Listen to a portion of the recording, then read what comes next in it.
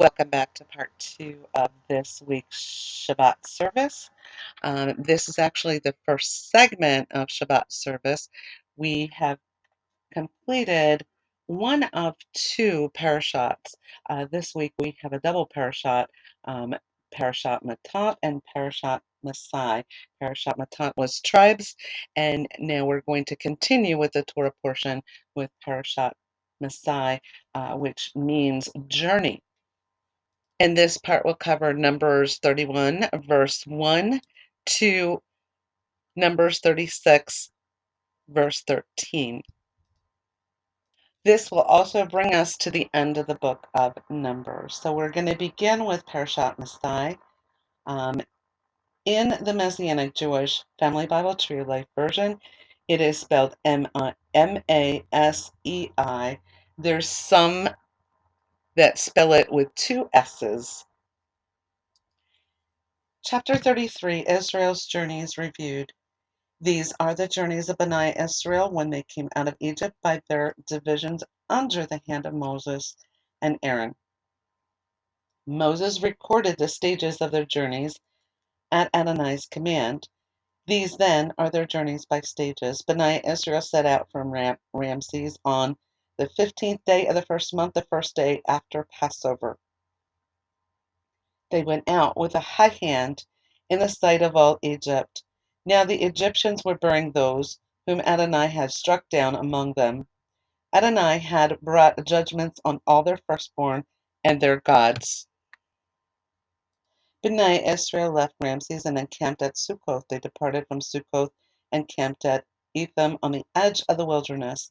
They left from Etham and turned back towards Pi Hahiroth, east of Baal Zephon, and camped before Migdol. They left from before Pi Hahiroth and passed through the sea into the wilderness. They traveled 3 days' journey into the wilderness of Etham and camped at Marah. They departed from Marah and went to Elim. There were 12 water springs and 70 palm trees in Elim, so they camped there. They left Elim and camped by the Sea of Reeds. They set out from the Sea of Reeds and camped in the wilderness of Sin. They set out from the Sea of Reeds and camped in the wilderness of Sin. They left from the wilderness of Sin and camped in Dophkah. Then they left Dophkah and camped at Alush. They left from Alush and camped at Rephidim, where there was no water for the people to drink. They set out from Rephidim and camped in the Sinai wilderness. They departed from the Sinai wilderness and camped at Kibroth Hattaavah. They left from Kibroth Hattaavah and camped at Hazeroth. Departing Hazeroth, they camped at Rithmah. Leaving Rithmah, they camped at Rimmon Perez. They left from Rimmon Perez and camped at Libnah. They departed Libnah and camped at Rissah. They left Rissah and camped at Keheah. And they left Keheah and camped at Mount Shepher. They departed Mount Shepher and camped at Haradah. They departed Haradah and camped at Machalath. They left Machalath and camped at Tahath. They left Tahath and camped in Terah. They left Terah and camped at Mithkah. They departed Mithkah and camped at Hashmanah. They left Hashmanah and camped at Moseroth. They left Moseroth and camped at Benajakan. Departing Benajakan, they camped at Hor Haggidgad. Leaving Hor Haggidgad, they camped at Jotbah. They left Jotbah and camped at Abronah. They departed from Abronah and camped at Ezion Geber. They left Ezion Geber and camped at Kadesh in the wilderness of Zin. Leaving Kadesh, they camped at Mount Hor on the border of the land of Edom. Aaron the Kohen went up Mount Hor at Adonai's command and died there in the 40th year since the departure of Bnei Israel from the land of Egypt on the first day of the first month. Aaron was 123 years old when he died on Mount Hor. The Canaanite king of Arad, who was living in the Negev in the territory of Canaan, heard of the coming of Bnei Israel. They departed from Mount Hor and camped at Zalmanah. They left Zalmanah and camped at Punan. Departing Punan, they camped at Oboth. Leaving Oboth, they camped at Abiram on the border of Moab. They moved on from Idjam and camped at Dibon Gad, and they moved on from Dibon Gad and camped at Almon Diblatham. They departed from Almon Diblatham and camped at the mountains of Abiram before Nebo. They moved on from the mountains of Abiram and camped in the plains of Moab by the Jordan across from Jericho. They camped along the Jordan from Beth Jesimoth to Abel Shittim. Adonai spoke to Moses along the Jordan in the plains of Moab across from Jericho, saying, Speak to Bnei Israel and say to them, When you cross the Jordan into the land of Canaan, you must drive out all the inhabitants of the land before you. You must destroy all their idols and cast images and demolish their high places. You will take possession of the land, so you will settle in it, because I have given it to you to possess. You are to divide the land by lot according to your families. To the large make their inheritance larger, and to the small make their inheritance smaller. Whatever comes out of the lot will be theirs. You are to distribute the inheritance according to your ancestral tribes. But if you do not drive out the inhabitants of the land from before you, whoever you allow to remain will become to you barbs in your eyes and thorns in your sides. They will give you trouble in the land in which you will be living. Then what I had intended to do to them, I will do to you. Borders of Israel. Adonai spoke to Moses, saying, Command Bnei Israel and say to them, When you enter the land of Canaan, these are the boundaries of the land being allotted to you as an inheritance. Your southern side will run from the wilderness of Zin along the border of Edom to the southern end of the Dead Sea on the east. Your border will cross south of the Scorpion Pass and continue to Zin and south to Kadesh Barnea, then go on to Hazar Adar and on to Asmon. Then the border will turn from Asmon to the Wadi of Egypt and end at the sea. Your western boundary will be the coast of the Great Sea. This will be your western border. Your northern boundary will be by running a line from the Great Sea to Mount Hor, then from Mount Hor to Lavo Hamath. Then the boundary will go to Zedad.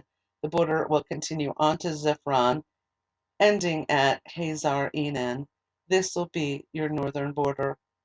For your eastern border, run a line from Hazar Enan to Shephem. From Shephem, the boundary will descend to Riblah on the east side of Ain, and that's Ain, continuing along the eastern slopes of Kinneret. From there, the border will go down along the Jordan, ending at the Dead Sea. This will be your territory with its surrounding borders.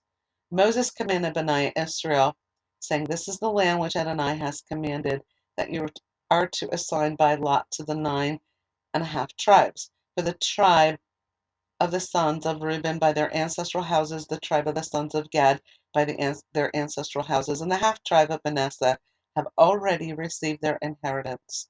These 2.5 tribes have received their inheritance on the east side of the Jordan at Jericho toward the sunrise. Adonai spoke to Moses, saying, These are the names of the men who will allot the land to you, Eleazar the Kohen and Joshua son of Nun. Also you are to select one prince from each tribe to allot the land. These are their names: from the tribe of Judah, Caleb son of Jephunneh; from the tribe of the sons of Simeon, Shemuel son of Ammihud; from the tribe of Benjamin, Elidad son of Kislon; from the tribe of the sons of Dan, the prince of Buki son of Jogli; from the sons of Joseph; from the tribe of the sons of Manasseh, the prince is to be Haniel son of Ephod; the prince from the tribe of the sons of Ephraim is to be Kemuel son of Shiftan; the prince from the tribe of the sons of Zebulun is Elizaphan son of Parnach; the prince from the tribe of the sons of Issachar is Paltiel son of Azan; the prince from the tribe of the sons of Asher is Ahihud son of Shelomi; the prince from the tribe of the sons of Naphtali is Pedahah son of Ammihud. These were those Adonai commanded to apportion to Bnei Israel the land of Canaan. Chapter 35, Cities for the Levites. Adonai spoke to Moses in the plains of Moab by the Jordan at Jericho, saying, Command Bnei Israel to give the Levites from the inheritance of their possessions cities in which to live. They are also to give the Levites pasture lands around the cities. Thus they will have cities to live in and pastures for their cattle, flocks, and all their livestock. The pastures you give the Levites will extend out from the walls around the cities for 1,000 cubits. You are to measure outside the cities 2,000 cubits on the east side, 2,000 cubits on the south side, on the west side 2,000 cubits, and on the north side 2,000 cubits. These are the pasture lands for the cities. 6 of the cities you give the Levites are to be cities of refuge, to which anyone who kills anyone may flee. Besides these, you are to give the Levites 42 more cities. In all, you are to give the Levites 48 cities with their pastures. The cities that you are to give to the Levites from the possession of Bnei Israel should be proportionate to the inheritance of each tribe. Give many from the one who has many, and few from the one who has few. Adonai spoke to Moses, saying, Speak to Bnei Israel, saying, When you cross the Jordan into the land of Canaan, you are to select cities which will be cities of refuge, to which one might flee if he has killed someone by accident. They are to be cities for refuge from the avenger, so the manslayer may not die before standing trial before the assembly. The 6 cities you designate are to be your cities of refuge. Designate 3 cities on this side of the Jordan and 3 in the land of Canaan as cities of refuge. These 6 cities of refuge are to be for Bnei Israel as well as for the outsider and the visitor in their midst, for anyone killing a person by accident. Now, if the manslayer strikes someone with an iron object so that he dies, he is a murderer, and the murderer must die. If anyone has a stone in his hand that could be deadly and strike anyone with it so that he dies, he is a murderer, and the murderer must die. Or if someone has a wooden object that could kill and strike anyone so that he dies, he is a murderer, and the murderer must be put to death. The blood avenger himself may put the murderer to death. When he finds him, he is to kill him. If anyone pushes someone maliciously or throws anything at him with deadly intent or with hostility, hits him with his fist so that he dies, the one hitting him is a murderer. The blood avenger may put the murderer to death when he finds him. But if he pushes him suddenly or throws an object at him with no intent, or without seeing him, should drop a stone on him, resulting in his death, but was not his enemy and intended him no harm, the assembly must judge between the manslayer and the avenger of blood according to these regulations. The assembly must protect the manslayer from the avenger of blood. The assembly should send him back to the city of refuge to which he had fled, and he is to remain there until the death of the Kohen Gadol, who was anointed with the holy oil. But if the manslayer should go outside the city limit of his city of refuge to which he had fled, and should the blood avenger find him outside the city limits of the refuge city, the blood avenger may put him to death without being guilty of his blood. The manslayer must stay within the limits of his city of refuge until the Kohen Gadol dies, and after the death of the Kohen Gadol, the manslayer may return to his property. These are to be the statutes of justice for your generations in all your dwelling places. Everyone killing anyone shall be put to death as a murderer only on the testimony of more than one witness. So this is where the 2 witnesses come in. You know, there has to be more than one. No one is to be put to death on the testimony of only one witness. You are not to accept ransom for the life of a murderer. He deserves to die, and he is to die. Do not receive a ransom for one who has fled the city of refuge, allowing him to return to his land before the Kohen Gadol's death. You are not to pollute the land in which you are.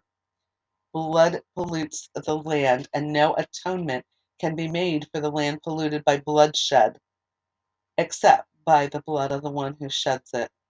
You are not to defile the land where you live, where I dwell, for I dwell among Bnei Israel. Chapter 36. Further ruling about daughters' inheritance. The heads of the ancestral family of the children of Gilead, son of Machir, son of Manasseh, from the sons of Joseph, came and spoke before Moses and before the princes of the chiefs of the fathers of Bnei Israel. They said, "My lord Adonai commanded to give the land by lot as an inheritance to Bnei Israel.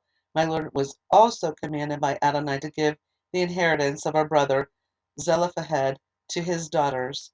If they become wives of men from other tribes of Israel, their inheritance will be taken from our ancestral inheritance and added to the inheritance of the tribe into which they marry.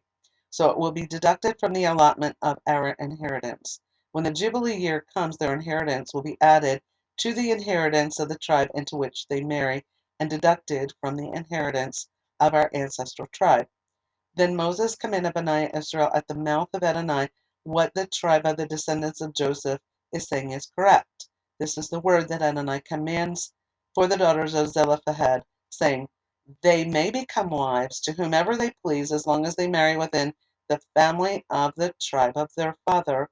So no inheritance may be passed from tribe to tribe among Bnei Israel. Each one of Bnei Israel will keep will each keep the inheritance of the tribe of his ancestors. Every daughter receiving an inheritance in one of the tribes of Bnei Israel should marry within the family of her father's tribe, so that Bnei Israel will each possess the inheritance of his fathers. No inheritance may pass from tribe to another tribe, for each tribe of Bnei Israel is to keep its inheritance. So Zelophehad's daughters did just as Adonai commanded Moses. Zelophehad's daughters, Mahlah, Tirzah, Hoglah, Milcah, and Noah, married sons of their uncles.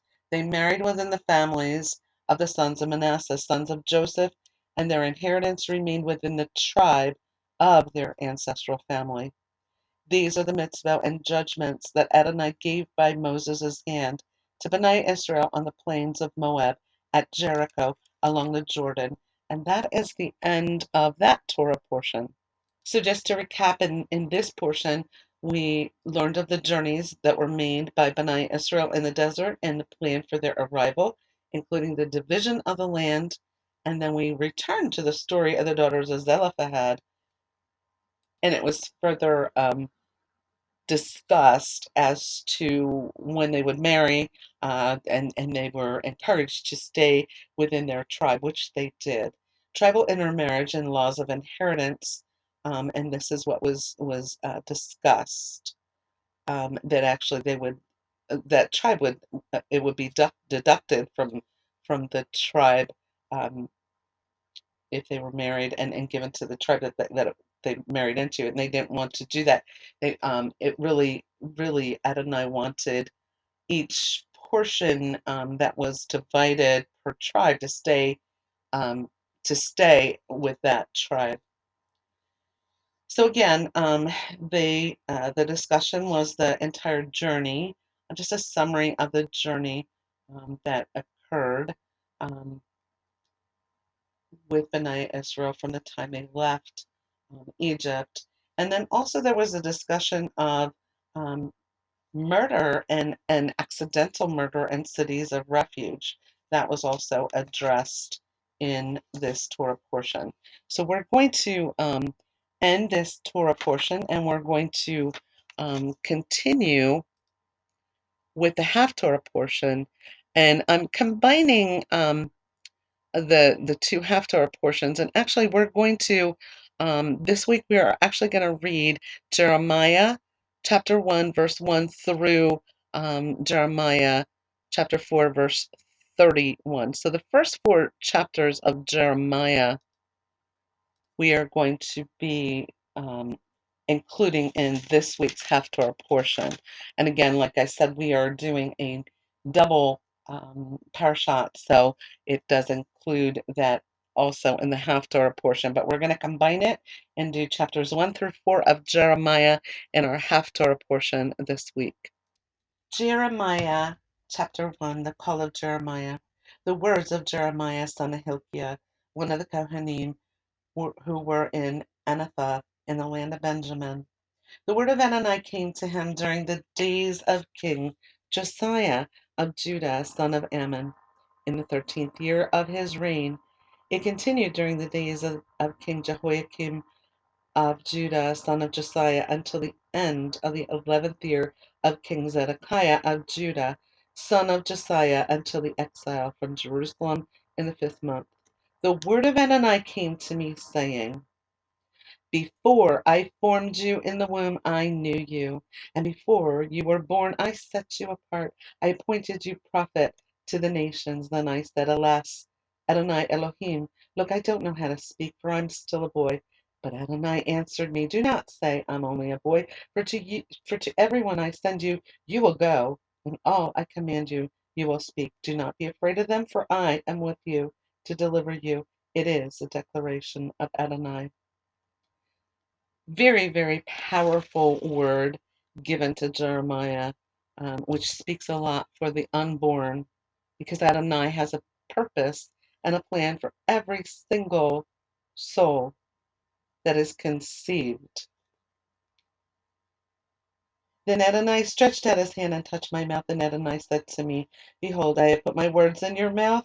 See, today I have appointed you over nations and over kingdoms, to uproot and to tear down, to destroy, to overthrow, to build and to plant. Moreover, the word of Adonai came to me, saying, Well, what do you see, Jeremiah? I answered, I see an almond branch. Then Adonai said to me, You have seen correctly, for I am watching over my word to perform it. The word of Adonai came to me a second time, saying, What do you see? I replied, I see a boiling pot that is tilting away from the north. Then Adonai said to me, From the north disaster will be poured out on all the inhabitants of the land. Behold, I am calling all the families of the kingdoms of the north. It is a declaration of Adonai, so they will come, and each will set up his throne at the entry of the gates of Jerusalem, against all her surrounding walls, and against all the cities of Judah. I will pronounce my judgments on them. For all their wickedness they have forsaken me, offering incense to other gods, worshipping the works of their hands. Now you gird up your loins, get up and tell them everything that I order you. Do not be terrified by them, or else I will terrify you before them. Look, today I have set you up as a fortified city, an iron pillar and bronze walls, against the whole land, against the kings of Judah, its princes, against its Kohanim, and against the people of the land. Though they will fight against you, they will not win, for I am with you to deliver you. It is a declaration of Adonai. Chapter 2, Judah rebuked for her sins. Again the word of Adonai came to me, saying, Go and cry in the ears of Jerusalem, saying, Thus says Adonai, I remember the devotion of your youth, your love as a bride, and the way you followed me in the wilderness. In a land not sown, Israel was kadosh to Adonai, the first fruits of the harvest. All who were devoured, all who devoured him were held guilty. Catastrophe overtook them. It is a declaration of Adonai. Hear the word of Adonai, O house of Jacob, and all the families of the house of Israel. Thus says Adonai, What fault did your fathers find in me, that they strayed so far from me? They walked after worthless things, becoming worthless themselves. They did not ask, Where is Adonai, who brought us up from the land of Egypt, and led us through the wilderness, through a land of deserts and rifts, through a land of drought and distress, through a land where no one travels, where no one lives. Yet I brought you into a fertile land, to eat of its fruit and goodness. When you came, you defiled my land. You made my heritage an abomination. The Kohanim did not ask, Where is Adonai? The Torah experts did not know me. The shepherds rebelled against me. The prophets prophesied by Baal and went after unprofitable things. Therefore I will plead with you again. It is a declaration of Adonai I will contend with. Your children's children cross to the coast of Kittim and see, send to Kedar, and observe carefully. See if there has been anything like this. Has a nation changed its gods, even though they are not gods? Yet my people have exchanged their glory for worthless things. Be appalled at this, O heavens. Be utterly horrified and dumbfounded. It is a declaration of Adonai. My people have committed two evils. They have forsaken me, the spring of living water, and they dug their own cisterns, cracked cisterns that hold no water. Is Israel a servant, a slave by birth? Then why has he become plunder? Young lions have roared at him, they have roared loudly. They made his land a waste. His cities are in ruins and uninhabited. Even the sons of Noph and Tahpanhes have grazed on the crown of your head.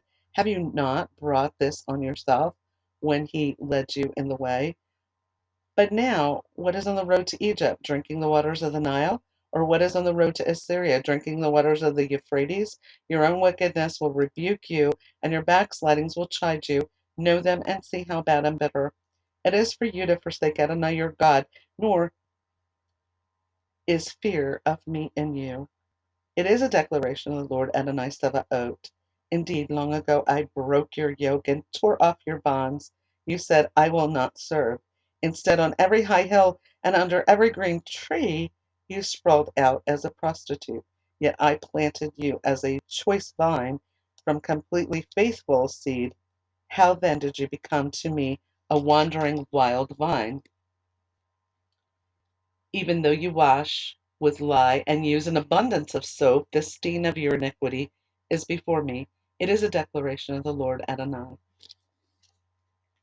So the people have strayed, definitely. And this is the word that Adonai gave to Jeremiah to give to the people. How can you say, I am not defiled, have not gone after the Baalim? Look at your behavior in the valley. Recognize what you have done. You are a swift young camel galloping aimlessly, a wild donkey used to the wilderness, sniffing the wind in her passion, in her heat. Who can restrain her? All males that pursue her will not tire themselves. At mating time they will find her. Do not run while your feet are bare and your throat is thirsty. But you said, there is no hope. No, for I have loved foreign gods, and I will go after them. As a thief is shamed when caught, so the house of Israel is shamed. They, their kings, their princes, their Kohanim, and their prophets. They say to the wood, you are my father, and to a stone, you birthed me. They have turned their back to me, and not their face. Yet when they are in trouble, they say, rise up and save us. Where are your gods that you made for yourself? Let them come if they can save you when you are in trouble. For you have as many gods as you have cities, O Judah. Why do you strive with me? You have all rebelled against me. It is a declaration of Adonai. In vain I struck your children, they took no correction. Your sword devoured your prophets like a ravaging lion. You, generation, heed Adonai's word. Have I been a wilderness to a wilderness to Israel, or a land of thick darkness? Why do my people say we are free to roam? We won't come to you any more. Can a virgin forget her ornaments or bride her attire?